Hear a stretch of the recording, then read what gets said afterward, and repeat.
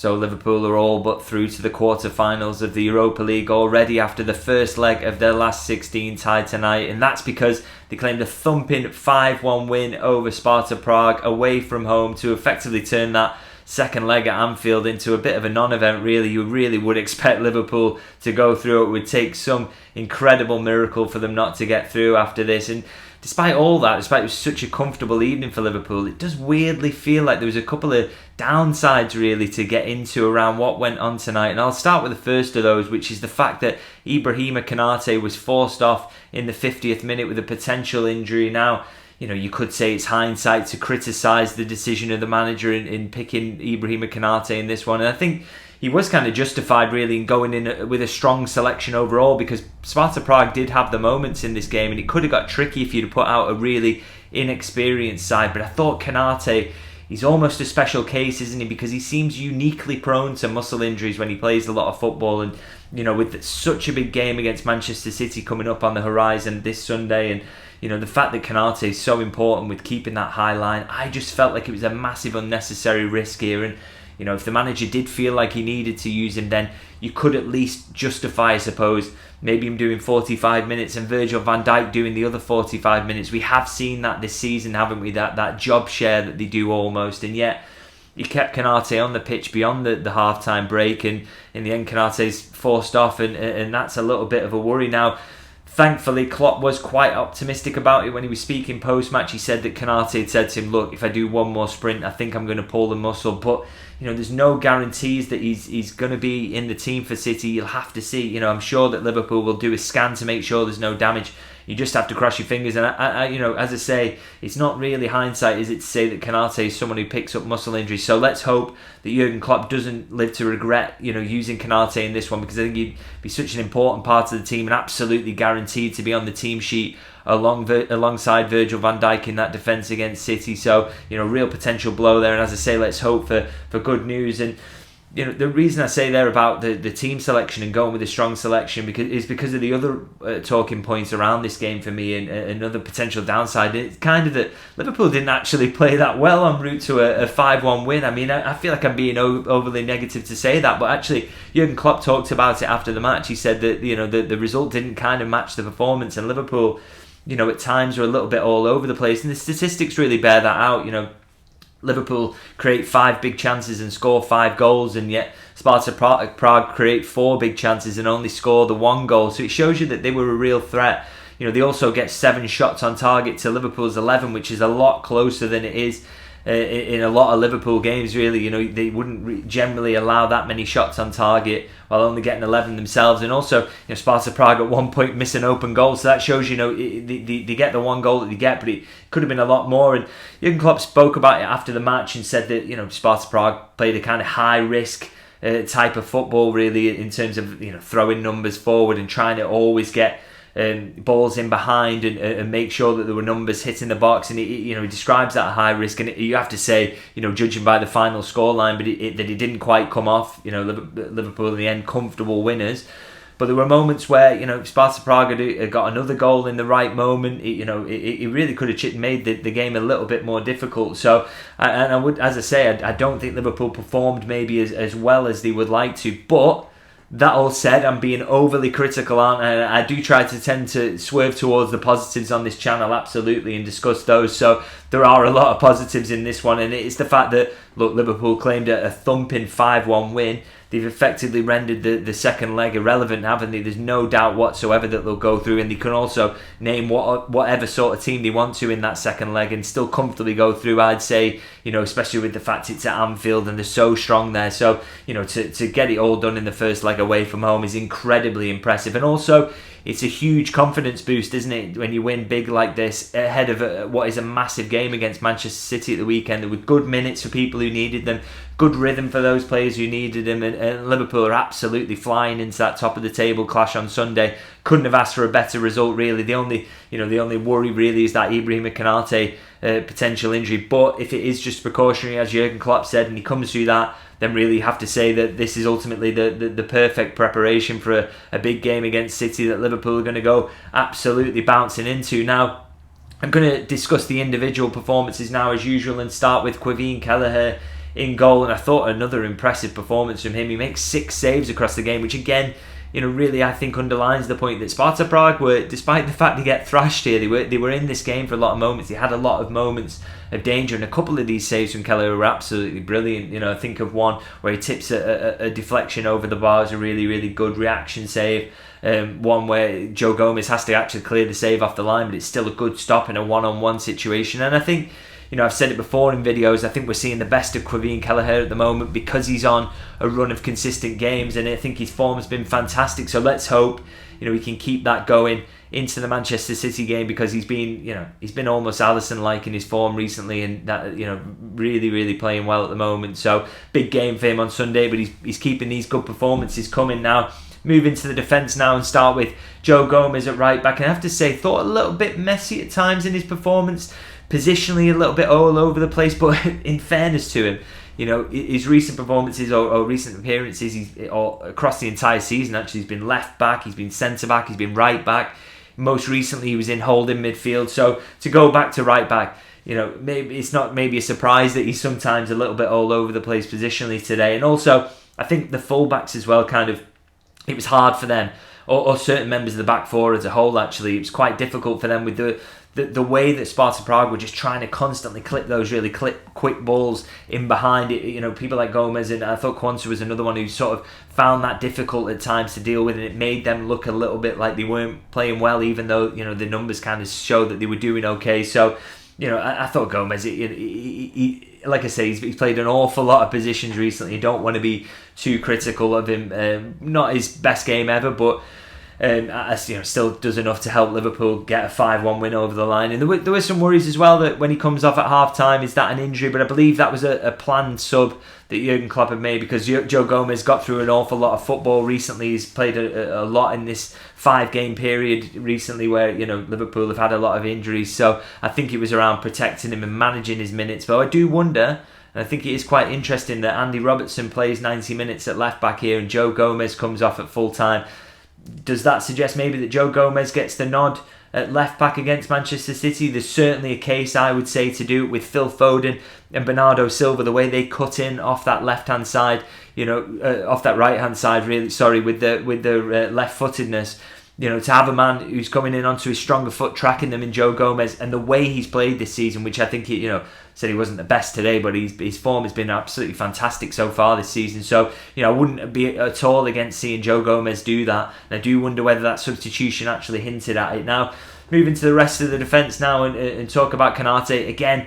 He had to get through a lot of sprints, didn't he, in this game? And I think that led to the fact he was feeling a bit of tightness, is because those balls going in behind, as I said, I think he's constantly having to turn, constantly having to sprint, but he still does okay. 2 out of 3 ground duels won. We know he's got great pace for those balls in behind. Hopefully, if he's ready for City, he'll be a little bit less busy than this, and they'll take a slightly different approach to the game. But it is absolutely massive to have him back, because I think he's been in remarkable form recently, been in remarkable form all season actually. He's as key as Virgil van Dijk to keeping that solid defence. So let's hope for good news on that front. I'll talk about Konate now. Occasionally he found it difficult with some of the pace that Sparta Prague had in their attack. He's not slow by any means, but he's not the absolute quickest, so that was a little bit difficult for him. But he actually comes out of the game with really good numbers. 8 out of 12 ground duels won, 3 out of 4 tackles, and a 94% passing accuracy. So even though he can have uncomfortable moments in a game, and that will happen to you as a defender, you're not going to cruise through it all the time unless your name's Virgil van Dijk. Even though he's had uncomfortable moments, he's come through the game and by and large been very, very comfortable and done really well in terms of his numbers there. So again, the fact that you can throw him in, he's a kid who's come up from the academy this season, and he's so reliable. Let's never take that for granted. A really good performance from him today. And just finish up the defence now with Andy Robertson, who again, I spoke about the fact he does 90 minutes. Does that give us a hint that he's not going to be in against City? We'll see. But decent numbers from him. 2 out of 4 ground duels, 2 out of 2 tackles won, a chance created, and a 95% passing accuracy. You know what you're going to get from Robertson. Again, wouldn't be disappointed if it was him or Joe Gomez at left back against Manchester City. Both great players, and there is real depth and competition in that position, particularly as Kostas Tsimikas doesn't even get a game today. So that shows you Liverpool have got real options on the left-hand side of defence. Now, moving to midfield now and talk about Wataru Endo now. Again, might have been slightly surprised, I suppose, some people that he's in the starting lineup today. But I think, he misses the game against Southampton through injury. Forest, he's only able to come off the bench in that one. So it felt unlikely to me that Jurgen Klopp was going to leave him on the bench for a third game in a row. I think he really wanted to get some rhythm into him, and that absolutely happened here. I mean, he showed some decent form there. 5 out of 10 ground duels won. He only actually wins 1 out of 4 aerial duels, and he usually does a lot better than that. So that's a bit of a surprise. But 89% passing accuracy, and he's so good, isn't he, as the anchor in that midfield, and I've absolutely no doubts he's going to be on the team sheet against City, and he needs to have a really big performance, because they are so dangerous in those pockets in front of the back four. Endo really is going to have to be on it at the weekend, but a good warm up for him today against Sparta Prague. Now ahead of him in midfield, to talk about Alexis Mac Allister, and he really is in unbelievable form at the moment, isn't he? I think he's just playing fantastically well, the best we've seen of him in Liverpool. And this, I've said it before, I spoke about really liking him in the number 6 position, but I was completely wrong about that. I really now, we're seeing the best of him in this advanced role, and he's doing really, really well. I mean, the way he wins and then takes the penalty early in the game, that sets Liverpool up for a comfortable win. I like to see, you see him when they build up to the penalty, he's taking deep breaths, he's lowering his heart rate, really composed finish, and to win it himself with a bit of sharp play to get in there and nick the ball really, really, sums him up really as a player. And lovely assist for Darwin. I mean, it's a great finish in a sort of on the third bounce when he hits the ball really cleanly, but great vision from Mac Allister to get the little chip in behind and give him space. And he also gets a 94% passing accuracy and wins 4 out of 5 ground duels. Said it before and I'll say it again, brilliant on both sides of the ball. What a player he is. Arguably emerging as Liverpool's most important player at the moment, which is testament to how well he's playing. And I thought absolutely brilliant again today. Gonna have to be brilliant again, like everybody against Manchester City. But what a great test that'll be for him, and let's hope we're talking about another wonderful performance from him after that Manchester City game. Now, just finish up the midfield now with Harvey Elliott, and I want to start this and put his performance into context actually by saying that over the last 16 days Liverpool have played 5 games, and Harvey Elliott has started every one of them and actually played 450 minutes across that time, putting an unbelievable effort really in terms of his work rate. I don't think there's anyone else in the Liverpool team who works as hard as him and puts as many sprints in on the pitch. He is the fan on the pitch, isn't he, in terms of the way he sprints about, he's trying to put challenges in all the time, just works his backside off. And the fact he's done that so consistently over the last 16 days and then was asked to do 90 minutes again here, just he's just an unbelievable option to have. And I don't think Liverpool would have got those 5 wins without the work he's put in over that 16-day period. He deserves a lot more love maybe than he gets at times, and people forget that he's only 20 years old. He's an unbelievable player, and he actually underlines that today by getting 3 assists as well. What a young player he is, what a talent he is.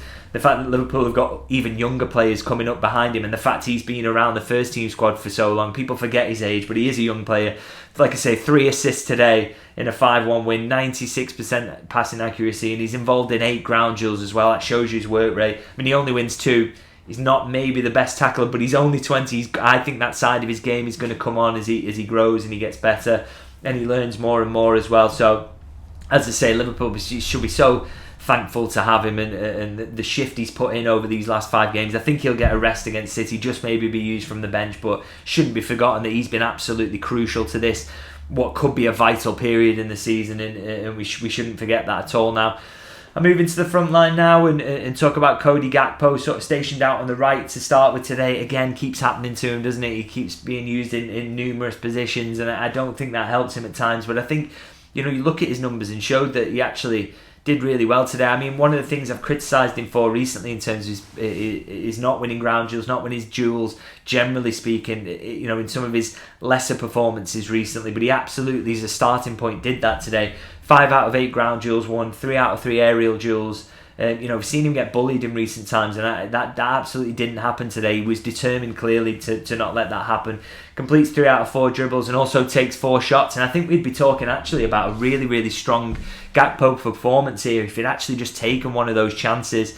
I do feel like his confidence in front of goal has taken a little hit of late. I do think that's the only thing holding him back, but I think so many signs in this performance today that he's going to get back to his best. And he is important. He's such an important squad option. I think the one he misses where he's basically made all the space himself and then just hits it straight at the goalkeeper. If he passes that in, that would have been really good for his confidence. But, you know, as I say, it's still a decent performance. To get 4 shots away as well is just massive for an attacker. To generate that amount of opportunities, that always deserves praise. So, and hopefully he can come on against City and get one to seal a 5-0 win on Sunday, and maybe that will give him the confidence. But no, he's going to be an important substitute in that game. I've no doubt about it. So I think this is a step in the right direction for him. Now, just talk about Luis Diaz now, another one who he gets a goal, which again will be good for him. A bit of a surprise to see him on the team sheet because he gets through a lot of work, and I did think he'd maybe be left out because he doesn't really need the rhythm at the moment. But, you know, 3 out of 6 ground duels won, 2 chances created.